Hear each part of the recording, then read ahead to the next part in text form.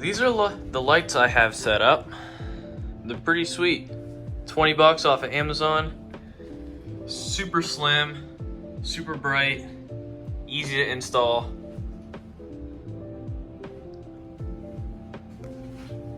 They light up this 14-foot enclosed trailer just fine.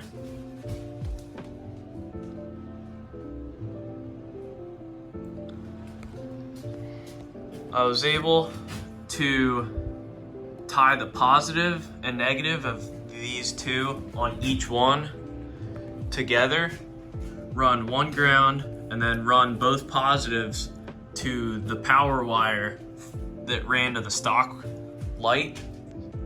And to tie all of the positive circuits together, I used these heat shrink solder connectors.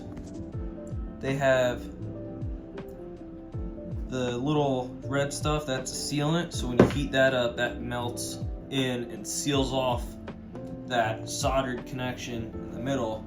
All that is a little ring of solder. You heat it up, it melts into the joint and makes a super solid connection super easily. You could use something like this little power probe mini torch. This thing's a lifesaver. Super easy, no need for a soldering iron, no burn in your hands.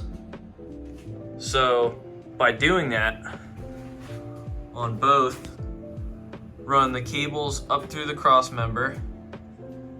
It looks clean, and I'm able to utilize the factory on-off light switch.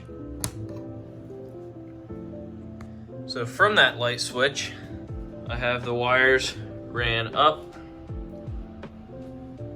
around the top, down the side of the wall, straight to the battery. This is just a battery I'm using to test everything. I'm gonna end up getting a deep cell battery to run everything confidently.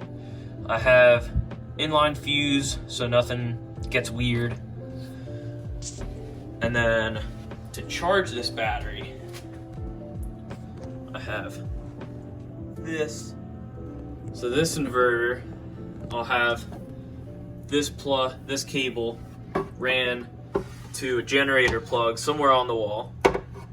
So then when the battery starts to run low, which I can monitor from my phone using this little box, and I have flipped to Bluetooth mode, so I can monitor the voltage, the draw, the watts and everything from my phone. So when I see that starting to go low, I can hook up the generator, should be somewhere on that wall or something, and then it'll feed into there, run down, charge the battery back up 12 volts.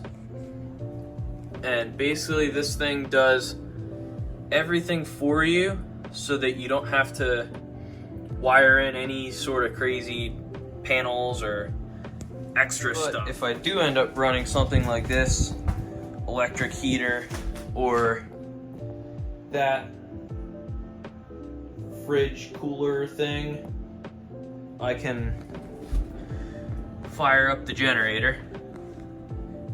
It'll charge the battery so that it doesn't go dead, because these things draw a lot of power.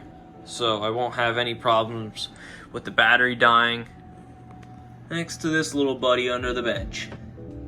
And this inverter is a 2000 watt, so it'll pretty much run anything that I could ever need without having any issues, which is, for now, this was probably the most important thing to do, because we don't want to be at the races and have to be in here when it's like this.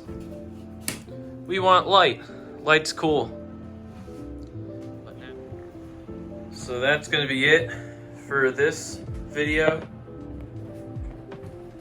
Still have some stuff to button up and figure out to make it fully ready, but for now, This is all we're gonna do.